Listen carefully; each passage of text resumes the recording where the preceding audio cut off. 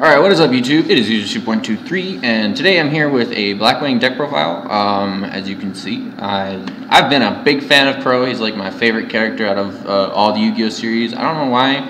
I just like Crow. I think I've always admired Blackwings since the first episode, or first episode of 5Ds or whenever they've showed. I honestly don't even remember, but who does? But yeah, so let's get into the deck profile. Obviously, I'm going to run one Dark Arm Dragon. I've never honestly had a problem with it. I run a Lower Darkness, as you can see, so if I need to, I can banish it out of my hand for +2. I've never had a problem with Dark Arm Dragon. The build I'm kind of running has less monsters than it does spell and trap cards, and it has a lot of search and a lot of kill, kind of tribute off and stuff like that. So I never had a problem with the Dark Arm Dragon being in one, having him in my deck. I've never dead drawn him or anything like that. So I mean, of course, there's always going to be a dead draw with Dark Arm Dragon because there will be a dead draw at some point, but I haven't had one up until now. I run 2 of these. Kris the Crack of Dawn. Honestly, I'm thinking about putting him up to 3, just because he can't be destroyed by card effects, and he's not much better, but he's a better searcher than Shura with Black Whirlwind.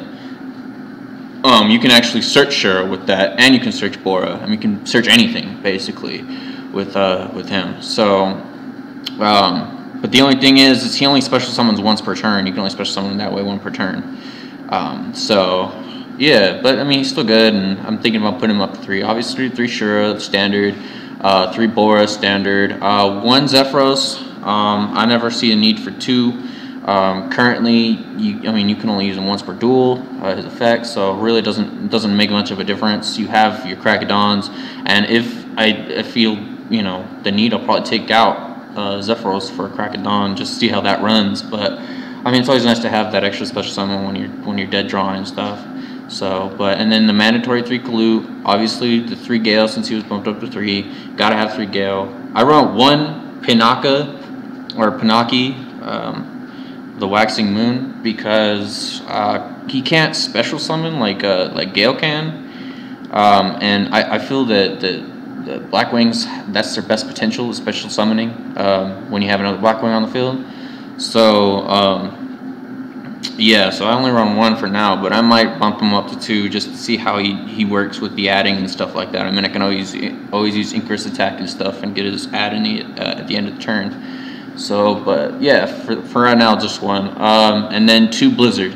I run 2 Blizzard because you can go easy rank or easy level 6 synchro with that. So yeah, and then you saw the Lure of Darkness at 1, Raigeki, Foolish Burial. I run Foolish Burial because in case I get Dark Arm Dragon and I only have he's the only monster I have in my hand, and I have 2 monsters in the graveyard, which I've had actually a couple of times. I would use Foolish Burial and get the 3rd monster and special summon Dad. So yeah, I mean, it helps every so often too, because I can use it with Blizzard. I can send Pinaki to the grave and get add at the end of the turn. So it works very well. I could send a Zephyros and stuff like that. So yeah, honestly, one of the things that I'm looking to put in here is Sirocco the Dawn, because of Joe the Black Hawk, or Jet Black, or whatever. Yeah, because he special summons him. So 2 Duality. I don't like to run 3 because it is a dead draw, and is the worst dead draw, especially in Blackwings that special summon a lot. It is the worst dead draw, and you can't. I mean, you can add something, but then you'll end up not being able to special summon this turn. Kind of limits your actions. So I only run 2. Probably put it down to 1 for another Lance, as you can see though. But I do run Forbidden Lance at 1. This is my tech card. I run Swallow's Nest. I have actually had some pretty good luck with Swallow's Nest. You can, for instance. Alright, you're attacking with Shura and your opponent deprisons. You can flip Swallow's Nest, tribute it, and then special summon Kris, or Bora, or even Zephyros. I mean, I've even had a time where I tribute Pinaki for Gale, and I get the add at the end of the turn. So that's my personal tech card. I like it a lot. It really helps out with the you know, the summons and stuff like that. And honestly, there's not a very big range of levels here, so it really doesn't matter. There's only level 3s and level 4s, except with the exception of Blizzard the Far North. So it really helps out, especially in harsh times when, you know, especially like Deep Prison, you tribute it off, and then, you know, Deep Prison doesn't affect the monster that's incoming because it's not attacking. So, and the target's gone. So yeah, and stuff like that, you know. 3 Whirlwind, obviously, that's a standard staple card in Blackwings. 1 Bottomless, 3 Acres attack. I've never had a problem with 3, obviously, but I mean, I will put it down to 2 if it does become a problem. But currently, I do not have a problem with 3 Acres attack. 1 Torrential Tribute, 3 Dimensional Prison. I feel like Dimensional Prison is the best card to have in current meta over Mirror Force because it banishes instead of destroys. So like Pendulums go banished instead, and things like that. Honestly, I'm thinking about taking out 1 for another Black Sonic because Black Sonic is actually a lot better, especially when you're getting run over. And honestly, I might do that right now, but let me finish this though. I'm not trying to get ahead of myself. But yeah, so 3 Dimensional Prison, 1 Black Sonic, maybe 2 take out a Dimensional Prison, 1 Compulse, and 1 Solemn Warning, the staple trap cards, obviously. For the extra deck, I run 1 Beals. I've never seen enough potential for 2. It is possible to make it, but currently there's not enough potential. And especially if I'm not running Sirocco right now as a level 5, it's not. I mean, level 8s are hard to get out without Sirocco, so I only run 3 level 8s. So yeah, Beals, Scrap Dragon, and Stardust Dragon. I run Stardust Dragon over Spark Dragon because it negates the effect, and you can always special summon it at the end of turn. I like Stardust Dragon over Spark Dragon just for that reason.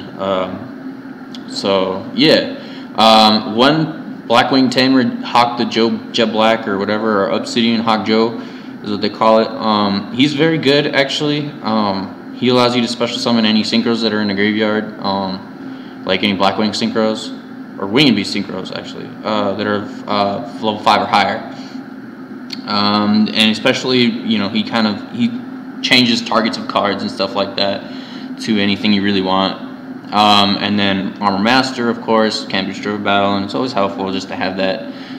1 Black Rose, staple in Blackwings, I feel, for level 7 support. And nothing,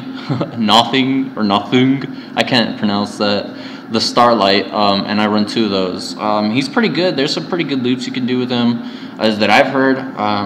Currently, I don't use them. At least I don't think I run any loops with that. For the inflicting damage, he does damage, and then he can minus attack points and stuff like that. He also gives you the extra normal summon, so you have him on the field and a Black Whirlwind. You can normal summon 2 times and get +2 off a Black Whirlwind. XYZ Dark Rebellion Dragon.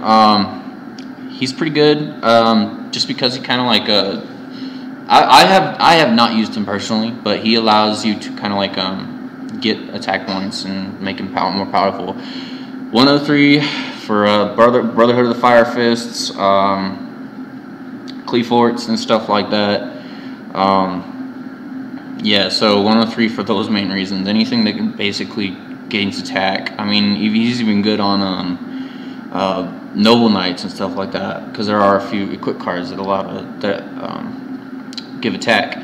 Stuff like that. 101 staple, Zero Fine, which is actually pretty good. It negates effects of all face-up monsters your opponent controls, and it gains attack points to every face-up card on the field. It's not just your opponent's.